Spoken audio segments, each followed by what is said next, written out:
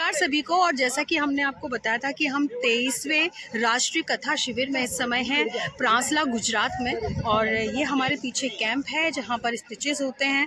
सभी विद्वान लोग आते हैं जिन्हें हम सुनते हैं, एनालिसिस करते हैं। और पीछे हमारा कैंप है जहाँ रुके हुए हैं बच्चे। और आज मैं आपको लेके चलने वाली हूँ ये आर्मी के जो कैंप हैं उन पर, और उसकी जानकारी यहाँ कितने खूबसूरत तरीके से बच्चों को दी जा रही है। क्योंकि अभी जो हमारा ग्रुप है वो 2 भागों में है, लड़के अलग हैं, लड़कियाँ अलग हैं। और मेरे साथ मेरी प्यारी सी बच्ची है सपना, और ये हमारी स्टूडेंट है कक्षा 11th की। और हमारी एक बच्ची है जिसका स्वास्थ्य ख़राब होने के कारण वो कैंप में ही है, तो हम उसको कैंप पे ही रोक कर आए हैं दवाई देकर। और जो लड़के हैं उनका मिलना यहाँ थोड़ा सा मुश्किल हो जाता है क्योंकि यहाँ नेटवर्क प्रॉब्लम है, इश्यूज़ एंड फ़ोन नहीं लगते। तो अभी हम उनको भी नहीं ले पा रहे हैं हमारे वीडियो में। लेकिन वीडियो के माध्यम से मैं आपको जोड़ने वाली हूँ यहाँ की कुछ विशेष चीज़ों से। जो बच्चे यहाँ के पूरे देश से आए हुए बच्चे हैं वो यहाँ पर इसे देख रहे हैं, आर्मी किस तरह से काम करती है, हमारे राष्ट्र के लिए कौन सी चीज़ें बहुत ज़रूरी हैं, मतलब महत्वपूर्ण जानकारियाँ यहाँ दी जा रही हैं और बच्चे उसका लाभ उठा रहे हैं। आगे चलकर वो अपने जनपद स्तर पर इसे और आगे लेकर जाएं, यही मेरी कामना है। और चलिए मैं आगे आपको जोड़ने वाली हूँ हमारे आर्मी के जो कैंप आपको दिख रहे हैं खूबसूरत उनसे। तो जैसा कि आप देख रहे हैं एयर रिलीफ शूटिंग रेंज यहाँ पर है, BSF, और आप देख पा रहे हैं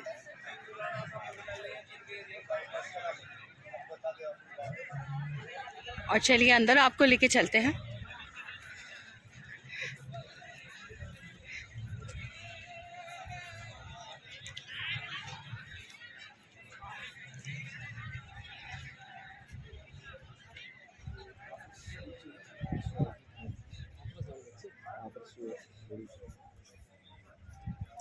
और जैसा कि आप देख रहे हैं शूटिंग यहाँ बच्चों को प्रॉपरली, जैसे कि यहाँ आप देख रहे हैं NSS के भी बच्चे हैं और उन्हें बाकायदा किस तरीके से शूटिंग की जाती है वो दिखाया जा रहा है।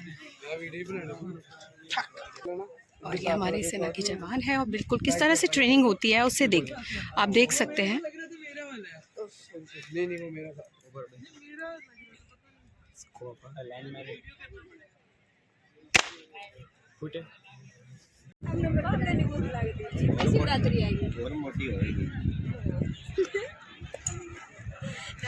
It is India's first line of defense border security force 93 battalion जो आप देख रहे हैं इस समय। और इसको स्पेशली मैं आपको पूरे अच्छे से बताऊंगी। और ये देखिए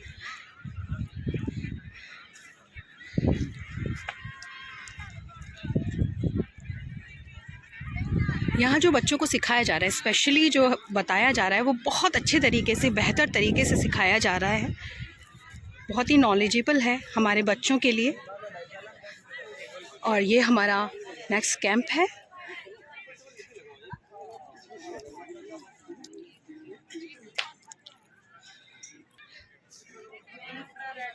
से इसका क्या, ये सिल्वा कंपास मॉडल 54 है। सशस्त्र सेनाओं में जवान एक स्थान से दूसरे स्थान पर जाने के लिए एवं मैप रीडिंग के अभ्यासों में पहले हम आल्पिन कंपास, प्रिज्मेटिक कंपास आदि का यूज करते थे। लेकिन आज के आधुनिकीकरण के युग में एवं सशस्त्र सेनाओं की मांग को देखते हुए स्वीडन की एक कंपनी ने सिल्वा कंपास मॉडल 54 का आविष्कार किया। इससे हम उत्तर दिशा मालूम करके सभी दिशाओं का आसानी से पता लगा सकते हैं। जमीनी निशानों की बियरिंग पढ़ सकते हैं। एक निशान से दूसरे निशान के बीच में हम मार्च कर सकते हैं। इसको सेट करके एक स्थान से दूसरे स्थान पर मार्च कर सकते हैं। इससे हम 4 figure, 6 figure, 8 figure GR plot कर सकते हैं। अलग अलग स्केल के मैप के अलग अलग रोमर बने हुए हैं। 1:63,360 की स्केल का रोमर बना हुआ है, 1:50,000 की स्केल का रोमर बना हुआ है जो 2 सेंटीमीटर बराबर 1 किलोमीटर होता है। उसके बाद भी 1:25,000 की स्केल का रोमर बना हुआ है जो 4 सेंटीमीटर बराबर 1 किलोमीटर का होता है। इस एड लाइन की सहायता से हम मैप को उत्तर दिशा में सेट कर सकते हैं। मैग्नीफाइंग ग्लास की सहायता से हम मैप की बारीक से बारीक डिटेल देख सकते हैं। जिस प्रकार से पृथ्वी को 0 डिग्री से लेकर 360 डिग्रियों में बांटा गया है, उसी प्रकार से इसकी ग्रेजुएशन स्केल के ऊपर भी 0 डिग्री से लेकर 360 डिग्रियों में बांटा गया है। इसको हम सेट करने का तरीका बताते हैं आपको। जिस प्रकार से आपको जैसे मान लो 120 डिग्री पे मार्च करना है, यहाँ पर ग्रेजुएशन स्केल के नीचे डायल के ऊपर एक इंडेक्स लाइन बना हुआ है। इसके ऊपर सबसे पहले 120 डिग्री सेट करो। अभी कंपास को इतना घुमाना है कि इसका चुंबकीय नॉर्थ एरो और कंपास का एरो एक दूसरे के ऊपर आ जाए। इस प्रकार से घुमाते हैं, दोनों एक दूसरे के ऊपर आ गए, दोनों एक दूसरे के ऊपर आ गए। मैं इस ट्रेवलिंग एरो की सिधाई में आपको मार्च करना 120 डिग्री में। अभी उत्तर दिशा यहाँ पर है और 120 डिग्री यहाँ पर है। इस ट्रेवलिंग एरो की सिधाई में आपको मार्च करना होता है। जी, बहुत ही सुंदर और बहुत सुंदर तरीके से आपने डेमोन्स्ट्रेशन दिया, बहुत बहुत धन्यवाद। और देखिए आगे मैं दिखाने वाली हूँ आपको और भी बहुत सारे, इतने सारे उपकरण यहाँ पर हैं जिन्हें आप आगे तक, मैं चाहूँगी जितने हमारे जनपद और मंडल के जितने भी स्कूल्स हैं, विद्यार्थी यहाँ तक पहुँचे, इसे देखें। यही मेरी एक कोशिश रहेगी कि यहाँ पर जो हमारी ड्यूटी लगी है उस ड्यूटी का, कहते हैं ना, कि पूरा अच्छा सा हम आगे मैसेज पहुँचा सकें, दिखा सकें और वो हमारे बच्चों के काम आए। सर ये क्या है? ये जीपीएस ग्लोबल पोजिशनिंग सिस्टम 1960 के दशक में अमेरिका ने इसके ऊपर काम करना शुरू किया था। उससे पहले हम क्रिटिकल भौगोलिक विधि में मैप सर्विस प्रोडक्ट स्केल के द्वारा कैलकुलेशन करके देते थे। उसमें अगर अब हम 1 mm की भी गलती करते थे तो उस जहां का जीआर न देकर हम 50 मीटर दूर का जीआर देते थे। लेकिन 1973 के अंदर अमेरिका के डिपार्टमेंट ऑफ डिफेंस ने अंतरिक्ष में 24 सैटेलाइट छोड़े जिनका नाम नव स्टार ग्लोबल पोजिशनिंग सिस्टम दिया गया। 1978 के अंदर इंडियन आर्म फोर्स के अंदर इसको शामिल किया गया और 1995 के अंदर आम जनता के लिए मार्केट में उपलब्ध करा दिया गया। इससे हम पृथ्वी के किसी भी भाग का ग्रिड रेफरेंस आसानी से दे सकते हैं। जहां आप खड़े हो उस जगह का ऑन पोजीशन का जीआर भी दे सकते हो। अगर दूसरी जगह का हमारे पास जीआर है उसको सेव करके मार्क में जाके सेव करके एक स्थान से दूसरे स्थान पर हम मार्च भी कर सकते हैं। इसमें टोटल 8 प्रकार की स्क्रीन है मैम। नंबर 1 सैटेलाइट स्क्रीन, पृथ्वी को पूरा कवर करते हैं 24 सैटेलाइट। एक जगह को कवर करने के लिए 3 से 4 सैटेलाइट की जरूरत पड़ती है। यहाँ पर 3 से 4 सैटेलाइट जैसे आ जाते हैं, जीपीएस सही काम करना शुरू कर देता है। नेक्स्ट है मैप स्क्रीन। मैप स्क्रीन को जूम इन करके हम 1:35 मीटर तक का एरिया आसानी से देख सकते हैं। जूम आउट करके 1:2700 किलोमीटर तक का एरिया हम मैप स्क्रीन में जाके आसानी से देख सकते हैं। उसके बाद compass screen, large data screen, board screen, data screen, speedometer screen, इनकी सहायता से हम पॉइंट टू पॉइंट मार्च करते हैं। नेक्स्ट है पोजीशन स्क्रीन। इसमें कोड सिस्टम में जीआर दे रखा है और लैटिट्यूड और लॉन्गिट्यूड दोनों में जीआर दे रखा है। हमारे इंडिया के अंदर ग्रेडेड मैप है और लैटिट्यूड और लॉन्गिट्यूड वाले मैप है। हमारे नॉर्थ ईस्ट में जाएंगे तो इंचेज प्रणाली के मैप मिलते हैं और इधर मिलते हैं उत्तरी भारत में मीट्रिक प्रणाली के मैप। तो दोनों प्रकार की जीआर हम आसानी से इससे निकाल सकते हैं। बहुत बहुत धन्यवाद सर, जय हिंद, बहुत बढ़िया। Thank you ma'am. दिन के समय धुएं का पर्दा और रात के समय रोशनी देने के काम में लाया जाता है। ये हथियार स्वीडन का बना हुआ है और भारत में इस हथियार का निर्माण सन 1984 से कोसी पूर्व पश्चिम बंगाल में हो रहा है। इस हथियार की लंबाई 1130 mm है, वजन 14 किलो 200 ग्राम है। इस हथियार से हम 4 किस्म का बम फायर करते हैं। पहला है HEAT, high explosive anti tank. इस बम से हम 400 mm मोटी लोहे की चद्दर, 1000 mm मोटी RCC की वॉल को हम तोड़ के उसको हम बर्बाद कर सकते हैं। इसकी कारगर रेंज है खड़े टारगेटों के ऊपर 500 मीटर, हरकती टारगेटों के ऊपर 400 मीटर। नंबर 2 के ऊपर है HC बम। इसकी कारगर रेंज है 1000 मीटर। इसके अंदर 900 स्टील की बोल्ट्स भरी हुई हैं जो टूटी फूटी जमीन और खुले मैदान में दुश्मन को ज़्यादा से ज़्यादा नुकसान पहुंचाने के लिए इस बम को इस्तेमाल करते हैं। नंबर 3 के ऊपर है पैरा बम। इसकी कारगर रेंज है 2100 मीटर। ये 400 मीटर की रेडियस में 6,50,000 कैंडला पावर की रोशनी 30 सेकंड के लिए उत्पन्न करता है। नंबर 4 के ऊपर है TPT बम। ये ट्रेनिंग पर्पज के लिए इस्तेमाल किया जाता है। बहुत ही सुंदर, धन्यवाद सर, जय हिंद।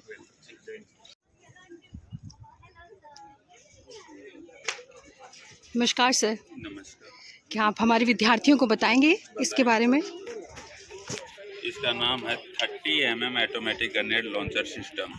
इसका आविष्कार सन 1975 में रशिया में हुआ। रशिया ने इसका इस्तेमाल अफगानिस्तान के युद्ध में किया, जिसका परिणाम देखकर सन 1989 में इसको भारतीय सेना में शामिल किया गया और सन 1999 में सीमा सुरक्षा बल के प्लाटून के हथियार के रूप में शामिल किया गया। इसका टेक्निकल डाटा, इसकी लंबाई 1165 mm, इसका वजन 10.5 किलोग्राम, इसका कैलिबर 30 mm का।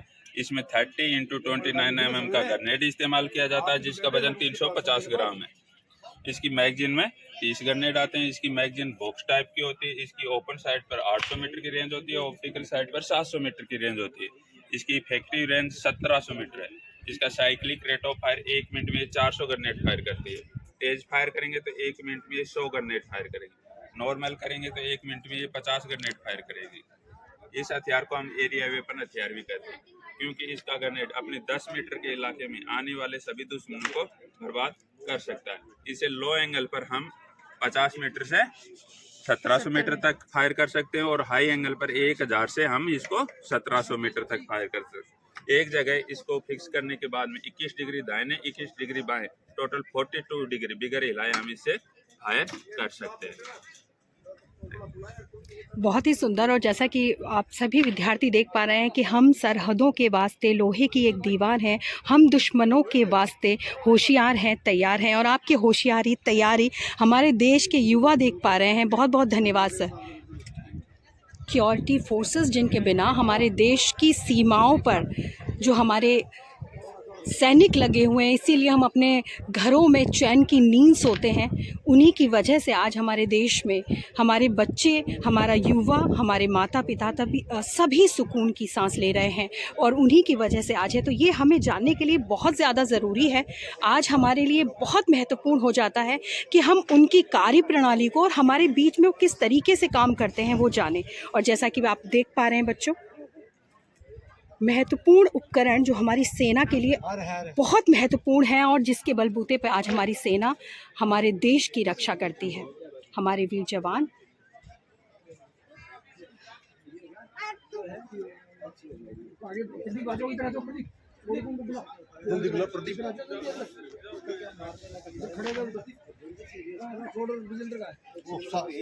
आपने भेजा, कहाँ भेजा है?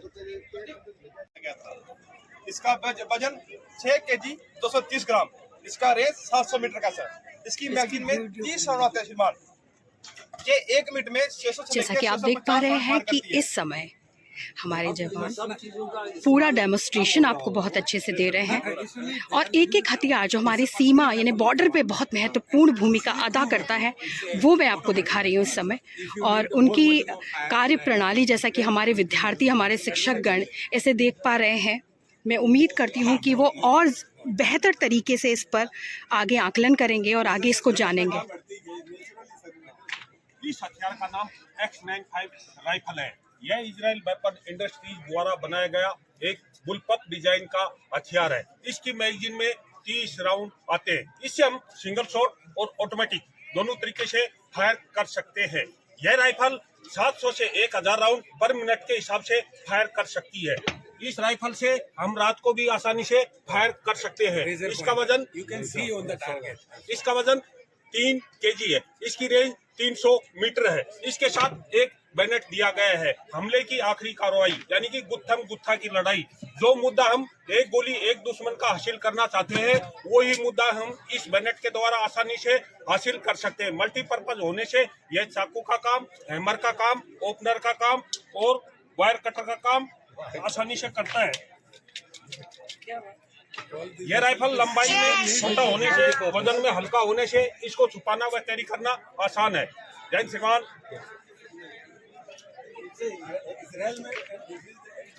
और जैसा कि मैंने आपको पूरे कैंप का जायज़ा यहाँ पे दिया है और सारे बच्चे और विद्यार्थी, पुनः मैं आपको जोड़ना चाहूँगी इससे, और देख पा रहे हैं कि बॉर्डर सिक्योरिटी फोर्सेस पे किस तरीके के हमारे हथियार हैं, किस तरीके से वो सुरक्षा के लिए महत्वपूर्ण भूमिका अदा करते हैं। तो आइए आगे भी बने रहिए मेरे साथ में और ये एक छोटा सा वीडियो आप सभी को बॉर्डर सिक्योरिटी फोर्सेस की कार्यप्रणाली, उनके उपकरण से जोड़ने के लिए। धन्यवाद।